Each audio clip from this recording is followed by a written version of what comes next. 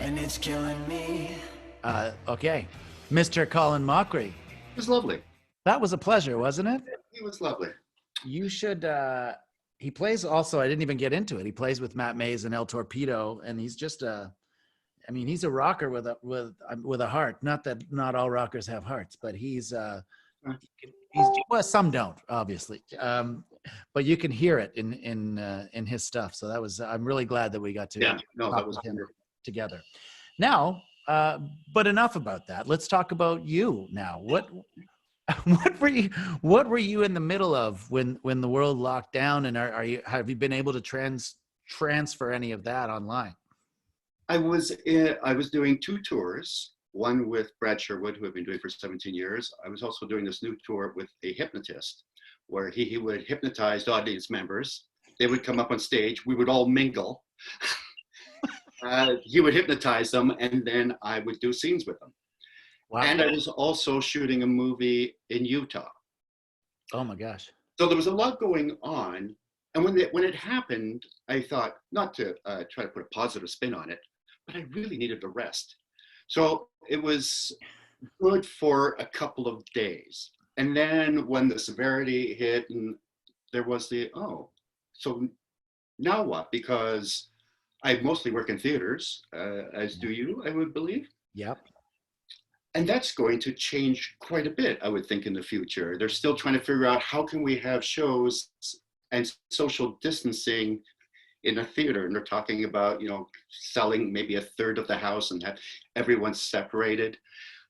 As nightmares go, it's not, the worst one, but for a performer, it's a nightmare.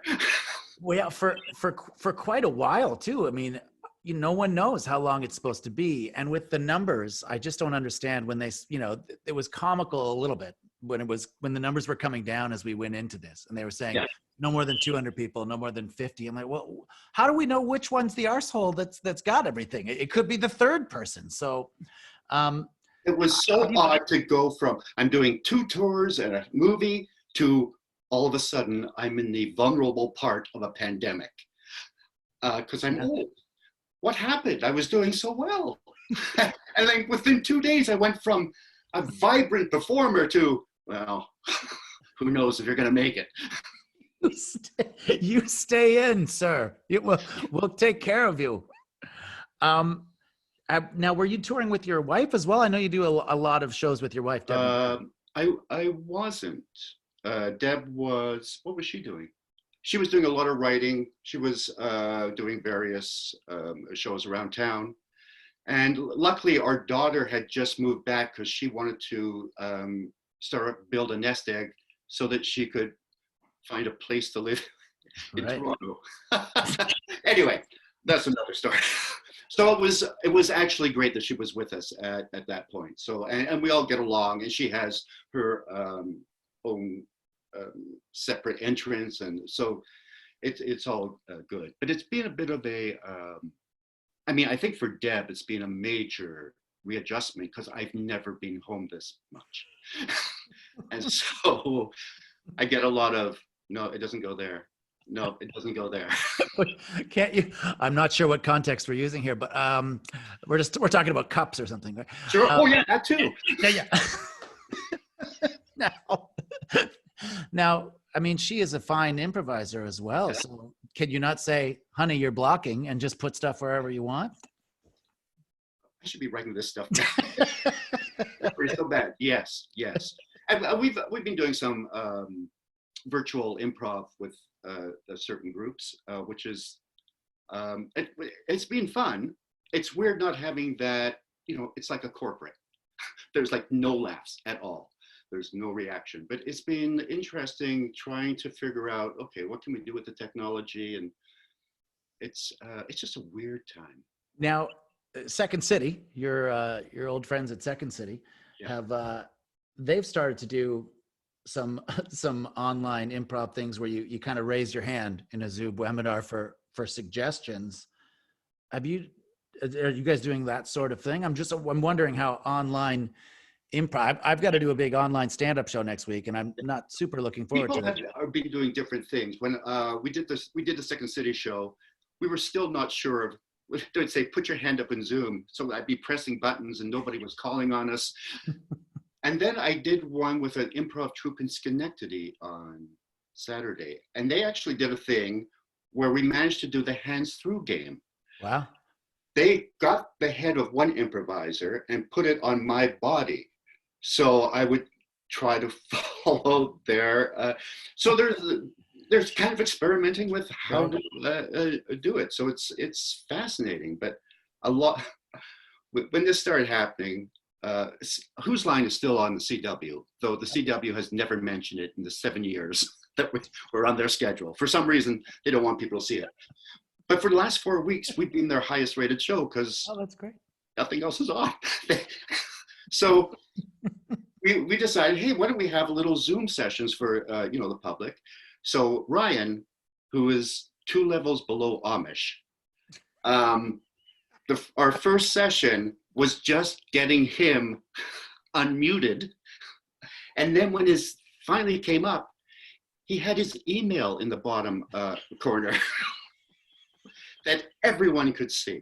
That amused me so much and made me feel so happy. He got a lot of offers. I was gonna say he must have gotten some letters, yeah. Yeah, and apparently it was attached to his text messaging too. So that's funny. Oh my gosh, I want to try to track that down now. Yeah. This is an unfair question to ask you, but knowing that you're such a giving improviser and you can't block me, who is your favorite person to improvise with? You have to pick one. Okay, it's weird. I have so many. I'm going to have to say Ryan, just because we've known each other the longest, and it was one of those from the very first time we met and worked together. It was just magical. It was just effortless. And what I love about Ryan is, like, we can go years without talking, and then when we see each other, it's like, oh, I saw him yesterday. I had to friend his daughter on Facebook to get a message to him because he didn't have a computer. He didn't have a cell phone. It was like, hey, it's Uncle Colin. Please remember me. I just want to talk to your dad. Here's my number. And we started getting in touch that way. And then when Trump got elected, he joined Twitter and just is like on a constant Trump rampage. It's so cool. I'm glad to hear that because I've seen so many scenes with you two, and it is magical. It's a bit of a weird answer considering you work with your wife and she's in quarantine with you, but it's not watching right now. Yeah. Oh, I'm going to make sure she gets a copy of this.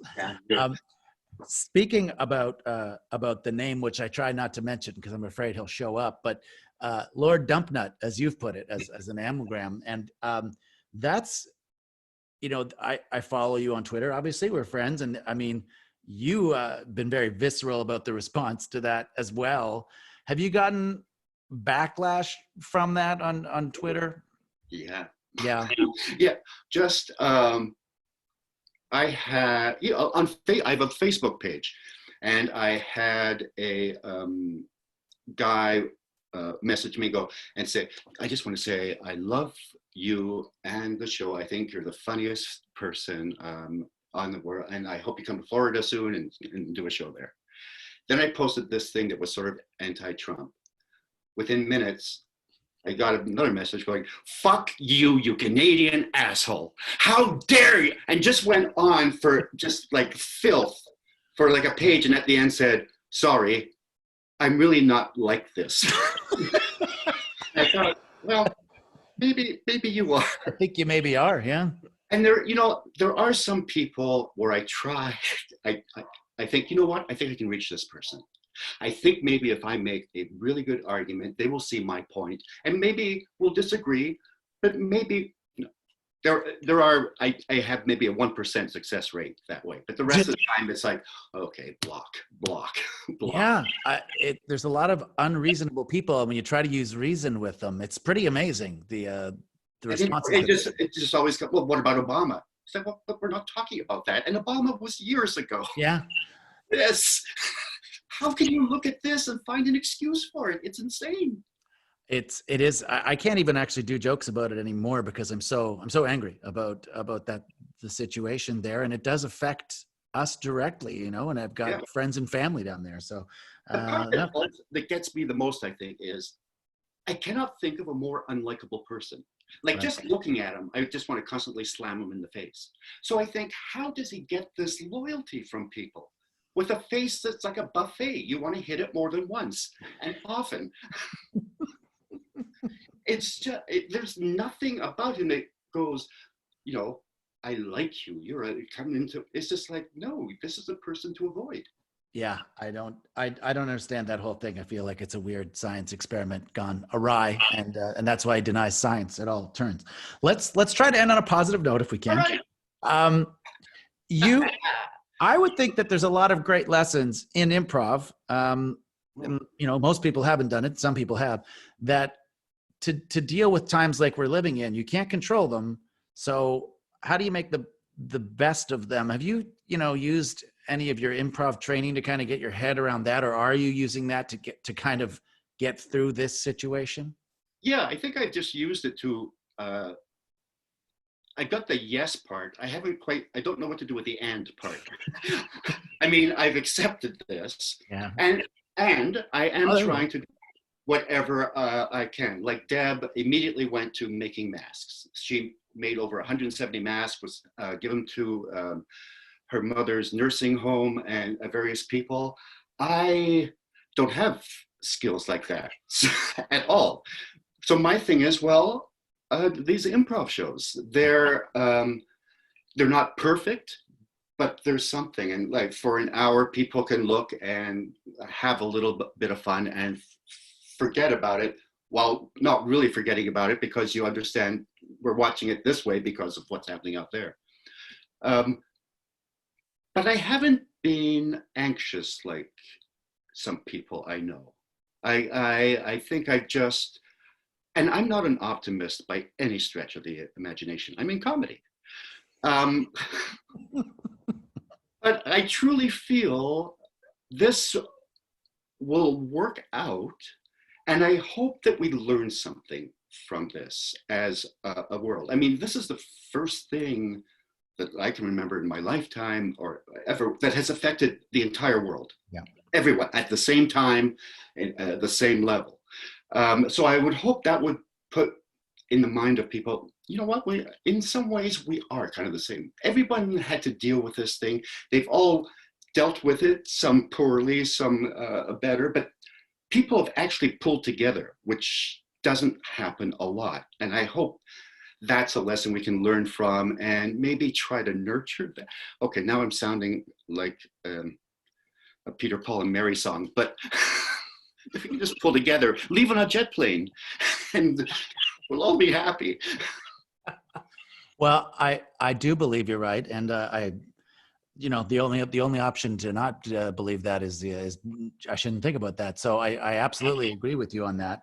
Let me just ask a quick favor, and you can tell me to screw off if you want. But once we get back out there, when we can talk to people again, and we've all got our own people, but there's people that have to meet people when they get out, right? They've been inside for a long time. They got to go out and meet people. If they were to have to come up with a pickup line, say in Dr. Seuss form, do you think you could come up with a Dr. Seuss, a couple of pickup lines in Dr. Seuss form for people? Something that they could do to maybe get a date? Yeah, just to meet new people when this is all over. Yeah. Yeah. Sure, I can do that for you, since you asked so kindly. Thank you. All right, anytime. Hey there, sweetie. How do you do? Please don't cry. Don't go boo-hoo. Look at me. I'm really studly and very clean. On me, no muddly. Would you do it on a goat? Will you do it on my coat? Will you do it on the farm? Will you do it with my arm? Will you now? Oh, thank you. Thank you very much, sir. The same as Adam did this beautiful song. No, this is where I'd like it to end. It all comes down to this. That was, yeah, but he has years. You had seconds. You didn't know I was gonna. Oh yeah, you're right. Yeah, you're right. So I just thank you so much, sir, for doing this. And always a pleasure. I hope to see you in a large theater soon. Yeah, sitting there like the 6th row, 4 to the left. Yeah, from 2 meters away, watching a show. No, we can't wait till you're out there again, sir. So thank you again. Thank you.